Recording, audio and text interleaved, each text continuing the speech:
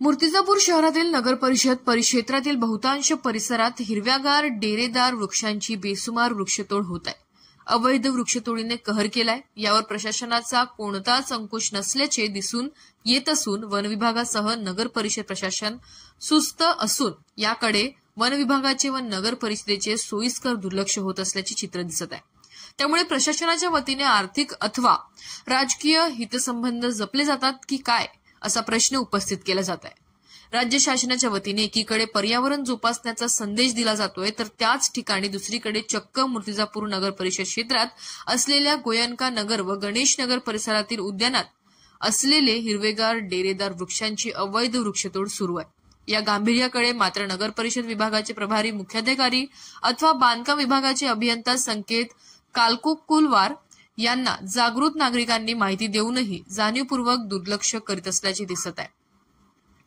नगर परिषद प्रशासनाच्या वतीने काही दिवसांपूर्वीच एका दैनिकात संपूर्ण पेज भर माझी वसुंधरा स्वच्छ सर्वेक्षण, आपले आरोग्य आपल्या हातामध्ये आदी विविध प्रकारचे संदेश देणारी जाहिरात देण्यात आली। या अनुषंगाने जो व्यक्ती नियमांचे उल्लंघन करेल त्याचा दंड व कायदेशीर कारवाई करण्याची ताकीद देण्यात आली।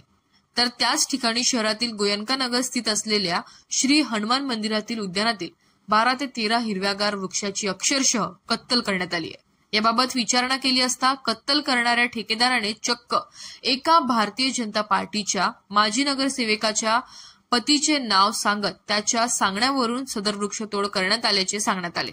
तर गोयनका नगर येथील हनुमान मंदिर उद्यान हे शहरातील सर्वात पहिले उद्यान असून या परिसरात कोरोना काळात ऑक्सिजन पॉइंट म्हणून विशेष वृक्षांची लागवड करण्यात आली आहे।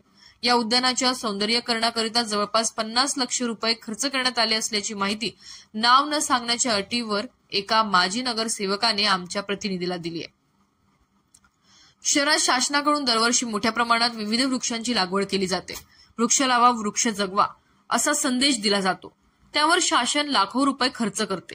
दुसरीकडे मात्र सर्रास हिरव्या डेरेदार झाडांची अवैध वृक्षतोड होताना दिसते। मग याकडे प्रशासनाचे दुर्लक्ष का? जे सामान्य नागरिकांच्या नजरेस पडते ते प्रशासनाला दिसत का नाही असा संतप्त सवाल उपस्थित केला जात आहे। त्यामुळे शहरात होणाऱ्या अवैध वृक्षतोडीवर आळा बसवावा, पर्यावरणाचा होणारा ऱ्हास रोखावा अशी मागणी मूर्तिजापूर येथील वृक्षप्रेमींनी केली आहे। मूर्तिजापूर शहरातील गोयनका नगर व गणेश नगर परिसरात दिवसाढवळ्या सर्रासपणे हिरव्यागार डेरेदार वृक्षांची कत्तल केली जात आहे। वन विभाग आणि नगर परिषद प्रशासनाला माहिती देऊनही कानडोळा केला जात आहे। त्यामुळे एक प्रकारे संबंधित प्रशासनाला यातून काही आर्थिक फायदा होतो का असा प्रश्न निर्माण होत आहे। सदर अवैध वृक्षतोड थांबवावी व अवैध वृक्षतोड करणाऱ्यांवर योग्य ती कारवाई करावी।